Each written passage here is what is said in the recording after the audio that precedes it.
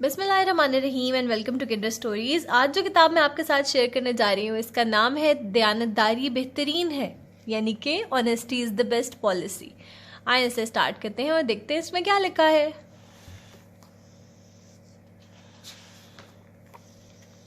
सब लोग कहते हैं कि दानिश एक नहायत दयानतदार बच्चा है, क्योंकि जब इससे कोई गलती हो जाती है तो वो फौरन इसे मान लेता है।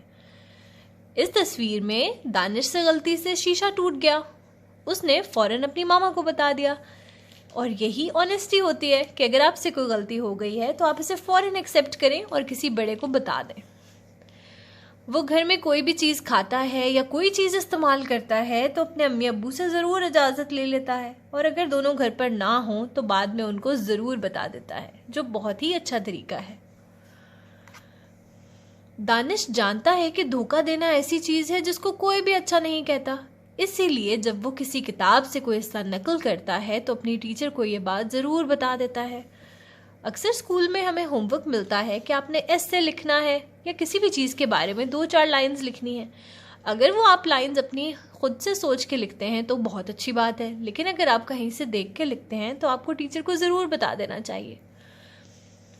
दानिश किसी की किसी भी चीज़ को उसकी इजाज़त के बगैर नहीं छूता, और अगर वो किसी की कोई चीज़ लेता भी है तो वो उसको पहले बता देता है, वरना बाद में तो ज़रूर ही बता देता है कि भाई मैंने आपकी ये चीज़ इस्तेमाल की थी।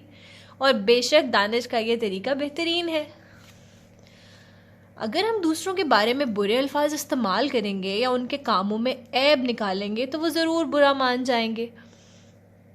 इसीलिए दानिश कभी बुरे अल्फाज इस्तेमाल नहीं करता, वो नहायत मीठे अल्फाज में बात करता है और दूसरों के कामों की खुले दिल से तारीफ करता है, इसीलिए सब उसको पसंद करते हैं।